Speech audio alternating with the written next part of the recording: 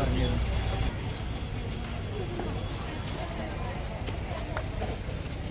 കല്യാണത്തിനെ പറ്റി എന്താ പറയുന്നത്? കല്യാണത്തിനെ പറ്റിയോ? നല്ലതല്ലേ, സന്തോഷമല്ലേ. ഞാൻ എന്തായാലും കുറേ വർഷമായിട്ട് ഇഷ്ടമുള്ള ഒരാളാണ് അവർ. എന്തായാലും കല്യാണത്തിന് വരാൻ പറ്റിയ സന്തോഷം. ഇന്നലെ ഉണ്ട് ഇവിടെ കണ്ണൂരുണ്ടായിരുന്നു, ഇന്ന് കാസർഗോഡ് വന്ന് കല്യാണത്തിൽ പങ്കെടുത്ത് സന്തോഷമായിട്ട് പോകണമെന്ന് വിചാരിച്ചിട്ട് വന്നതാണ്. അപ്പോൾ നമുക്കറിയുന്ന കുറേ ആളുകളുണ്ട്, അപ്പോൾ അവരെക്കൊണ്ട് കാണാമെന്നൊക്കെ വിചാരിച്ചു വന്നതാണ്. നമ്മൾ ലാസ്റ്റ് നമ്മളിപ്പോൾ എല്ലാവരും ഷാബിൻ്റെ ഒപ്പം നിന്ന ഒരു വിഷയമാണ് വിഷയം. അതിലെന്തെങ്കിലും ഇപ്പോഴത്തെ വല്ല അപ്ഡേറ്റ് ഉണ്ടോ? ഞാനത് ഒന്നാമത് നമ്മൾ വലിയ സന്തോഷം പങ്കുവെക്കുന്നൊരു നിമിഷമാണ്, സന്തോഷമുള്ള നിമിഷമാണ്. അപ്പോൾ അതൊക്കെ എൻ്റെ ജീവിതത്തിലുണ്ടായ എൻ്റെ സങ്കടങ്ങളും എൻ്റെ അനുഭവങ്ങളുമാണ്, എൻ്റെ വിഷമങ്ങളൊക്കെയാണത്. അപ്പോൾ ഈ ഒരു വിഷമങ്ങളെക്കുറിച്ച് ഞാൻ ഓർക്കാൻ ഇഷ്ടപ്പെടുന്നില്ല. പിന്നെ ഇനിയും എൻ്റെ അനുഭവം ഞാനത് വീണ്ടും പറഞ്ഞുകൊണ്ടേയിരിക്കും, കാരണം അത് സത്യമാണെന്ന് എനിക്ക് ഉറപ്പുവരുത്തുള്ള കാലം ഞാൻ പറഞ്ഞുകൊണ്ടേയിരിക്കും. പിന്നെ ആ ഒരു എൻ്റെ ഒരു മോശം അവസ്ഥയിൽ എൻ്റെ കൂടെ നിന്ന ഒരുപാട് യൂട്യൂബേഴ്സ് ഉണ്ട്, അവരുടെ ഒരുപാട് സ്നേഹമുണ്ട്. സത്യം പറഞ്ഞാൽ ഒരു പ്രധാനപ്പെട്ട കാര്യം, മെയിൻ സ്ട്രീം മീഡിയാസൊക്കെ ആ വിഷയത്തെ ഏറ്റെടുക്കാൻ ഒരുപാട് പേടിച്ചു. നമ്മൾ പത്രസമ്മേളനം നടത്തുന്ന സമയത്ത് ഒരു ചെയർ പോലും ബാക്കിയില്ലാതെ അത്രയും ചെയർ ഫില്ലായിട്ട് മീഡിയ ഉണ്ടായിരുന്നു. മലയാളത്തിലെ എല്ലാ പ്രമുഖ ചാനലുകളും ഉണ്ടായിരുന്നു. ഞങ്ങളുടെ പേരെടുത്ത് പറയാത്തത് അവരത് ഡിസേർവ് ചെയ്യുന്നില്ല എന്നതുകൊണ്ടാണ്. എന്നിട്ട് അവരാരും അത് റിപ്പോർട്ട് ചെയ്യാൻ പോലും ധൈര്യം കാണിച്ചില്ല എന്നുള്ളതാണ് പ്രധാനപ്പെട്ട കാര്യം. അന്ന് എന്നെ വിശ്വസിച്ച് എൻ്റെ കൂടെ നിന്നത് യൂട്യൂബേഴ്സാണ്. അപ്പോൾ നിങ്ങൾ ആ ഒരു എന്താ പറയുക അനുഭവത്തിൻ്റെ അവസാനം വരെ എൻ്റെ കൂടെ ഉണ്ടാവുമെന്നാണ് ഞാൻ പ്രതീക്ഷിക്കുന്നത്. യൂട്യൂബേഴ്സ് മാത്രമല്ല, നമ്മൾ കേരളത്തിലെ സാധാരണക്കാരായ ജനങ്ങൾ ഞാനൊരു മീഡിയയുടെ ഭാഗത്തു നിന്നാണ് പറഞ്ഞത്, യൂട്യൂബേഴ്സാണ് ജനങ്ങളിലേക്ക് എത്തിക്കാൻ. പിന്നെ സത്യം പറയാൻ ആഗ്രഹിക്കുന്ന നിഷ്പക്ഷരായിട്ടുള്ള സാധാരണക്കാർ, ഞാൻ നിഷ്പക്ഷം എടുത്ത് പറയുന്നത് എനിക്ക് മനസ്സിലായിട്ടുണ്ടെന്ന് വിചാരിക്കുന്നു. സത്യം പറയാൻ ആഗ്രഹിക്കുന്ന സാധാരണക്കാർ എന്നോടൊപ്പം നിന്നിട്ടുണ്ടായിരുന്നു. അപ്പോൾ അത് എനിക്ക് വേണ്ടി മാത്രമുള്ളൊരു കാര്യമല്ല, ഒരുപാട് അമ്മമാർ ഓൾറെഡി അവരുടെ ബുദ്ധിമുട്ടുകൾ മറക്കേണ്ട അനുഭവങ്ങളും പറഞ്ഞതിൻ്റെ അടിസ്ഥാനത്തിൽ അവരെ ഒറ്റപ്പെട്ടു പോവാതിരിക്കാനാണ് ഞാൻ എൻ്റെ അനുഭവം പറഞ്ഞത്. അവർക്ക് വേണ്ടിയാണ് ഞാൻ സംസാരിച്ചത്. അറിയില്ല, കാരണം ഞാൻ ഇവിടെ നിന്ന് ഇറങ്ങിയിട്ട് 5 വർഷമായി. കമ്പാരിറ്റീവ്ലി എനിക്ക് എൻ്റെ ജീവിതവുമായിട്ട് മുന്നോട്ട് പോകാൻ പറ്റുന്ന സാഹചര്യമുണ്ട്. പക്ഷെ ഞാനും അത്രയും കുട്ടികളുടെ പ്രതിനിധി ആയതുകൊണ്ട് അവർക്ക് വേണ്ടി സംസാരിക്കുക എന്ന് പറയുന്നത് എൻ്റെ ധാർമ്മികമായിട്ടൊരു ഉത്തരവാദിത്തമാണ്. ആ ഉത്തരവാദിത്തമാണ് ഞാൻ നിറവേറ്റിയത്. ഇനിയും പറയും, ഇനിയും പറഞ്ഞുകൊണ്ടേയിരിക്കും. സംസാരിക്കാനുള്ള കഴിവ് എനിക്ക് ദൈവം തിരിച്ചെടുക്കുന്നവരെ സത്യം പറഞ്ഞുകൊണ്ടേയിരിക്കും.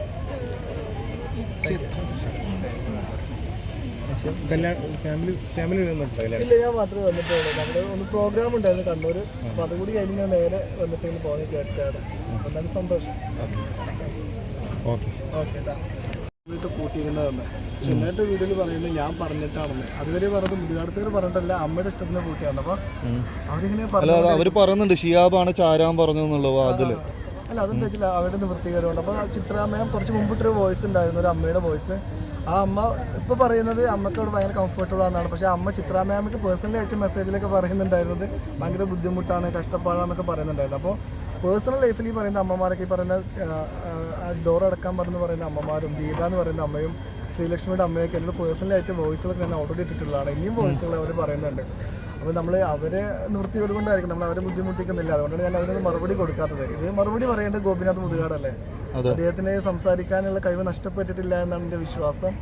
അപ്പോൾ ഇത് തെറ്റ് സംഭവിച്ചിട്ടുണ്ടെന്ന് അദ്ദേഹത്തിന് നന്നായിട്ട് അറിയാം. അതുകൊണ്ടാണ് അദ്ദേഹം മറുപടി പറയാത്തത്. നിങ്ങളിപ്പോൾ എന്നോട് ഇത്രയും ആൾ ചോദിക്കുമ്പോൾ ഞാൻ ധൈര്യത്തോട് കൂടി സംസാരിക്കുന്നുണ്ടല്ലോ. ഞാനൊരു മീഡിയ ഒന്നും മാറി നിൽക്കുന്നില്ല, മറുപടി പറയാതെ ഒളിച്ചിരിക്കുന്നില്ല. നിങ്ങൾ ചോദിക്കുന്നതിനാണ് മറുപടി പറയുന്നത്. അല്ലാതെ ഞാൻ ഇപ്പോൾ നിങ്ങൾ ചോദിക്കുമ്പോൾ എൻ്റെ ജീവിതമല്ല പറയുന്നത്, എൻ്റെ 60 വർഷത്തെ അല്ല 60 ദിവസത്തെ എപ്പിസോഡുകളല്ല പറയുന്നത്. ഞാൻ പറയുന്നത് എൻ്റെ അനുഭവങ്ങളാണ്. അപ്പോൾ അമ്മമാരല്ല, അദ്ദേഹം മറുപടി പറയട്ടെ. ഞാൻ ഫാസിലിനോട് പറഞ്ഞിട്ടുണ്ട്, ഫാസിൽ 13-ാം തീയതി നാട്ടിലെത്തും പറഞ്ഞിട്ടുണ്ടായിരുന്നു. ഞാൻ അദ്ദേഹത്തോട് പറയുന്നു, നിങ്ങൾ മുതുകാടുമായി വരൂ, ഈ അമ്മമാരൊക്കെ തയ്യാറാണ്, ഞാനും തയ്യാറാണ്. മാജിക് പ്ലാനറ്റ് ഇല്ലാത്ത പൊതു ഇടത്ത് ജനങ്ങൾക്ക് സ്വീകാര്യമായ സ്ഥലത്ത് നമുക്ക് സംസാരിച്ച് തീർക്കാം, സംസാരിക്കാം. തെറ്റ് പറ്റിയിട്ടുണ്ടെങ്കിൽ അഡ്മിറ്റ് ചെയ്യാൻ തയ്യാറാകും എന്നാണ് എനിക്ക് പറയാനുള്ളത്. എൻ്റെ ആ സംവാദത്തിൻ്റെ ചർച്ച ഉടൻ വരെ എത്തി, കാരണം അതിനേശം ഒന്നും കണ്ടിട്ടില്ല. ഇല്ല, നമ്മൾ ഓൾറെഡി അവരോട് പറഞ്ഞു, അവരാണ് മറുപടിയിലേക്കൊന്നും വരാത്തത്. ഞാൻ പറഞ്ഞു ഏതെങ്കിലും സ്ഥലം പറയും, മാജിക് പ്ലാനറ്റ് ഇല്ലാത്തൊരു സ്ഥലം പറയും. കാരണം മാജിക് പ്ലാനറ്റും DSCയും അല്ല വിഷയം.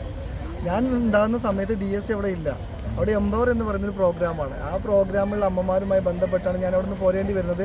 അവരുടെ കുട്ടികൾക്ക് വേണ്ടിയാണ് ഞാൻ സംസാരിച്ചത്, അവർക്ക് വേണ്ടിയാണ് ഞാൻ നിരന്തരം ശബ്ദിച്ചത്. അതിൻ്റെ പേരിലാണ് ഞാൻ അവിടെ നിന്ന് പോരേണ്ടി വന്നത്.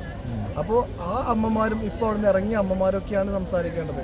അതിനൊരിക്കലും പ്ലാന്റ് ചൂസ് ചെയ്യേണ്ട ആവശ്യമില്ല. അതൊരു ഇൻഡയറക്റ്റ് മാർക്കറ്റിംഗ് ആണൊക്കെ നമ്മൾ എപ്പോഴും പറയുന്ന പോലെ പരിഹാരം കഴിക്കുന്ന ആൾക്ക് മനസ്സിലാവുന്ന കാര്യമാണ്. എനിക്ക് ഗോപിനാഥ് മുതുകാട് സാറോട് പറയാനുള്ളത്, സാർ തെറ്റ് പറ്റിയിട്ടുണ്ടെന്ന് നിങ്ങൾക്കും അറിയാം, ഈ പറയുന്ന അമ്മമാർക്കും അറിയാം, എനിക്കും അറിയാം, നിഷ്പക്ഷമായിട്ട് ചിന്തിക്കുന്ന ജനങ്ങൾക്കും അറിയാം. അപ്പോൾ അതുകൊണ്ട് അത് അഡ്മിറ്റ് ചെയ്യാൻ തയ്യാറാവുക.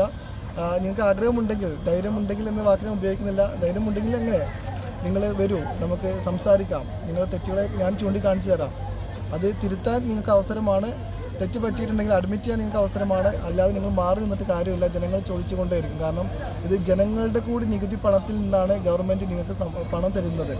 ആ പണത്തിന് ഇവിടെ ഇരിക്കുന്ന ഓരോ ആളും ഉത്തരവാദിയാണ്. നിങ്ങളൊരു വീഡിയോയിൽ പറയുന്നുണ്ട് പൈസ തന്നവർ ചോദിക്കട്ടെ എന്ന്. പൈസ തന്നവരാണ് ഇവിടെ ഇരിക്കുന്ന ഓരോ ജനങ്ങളും.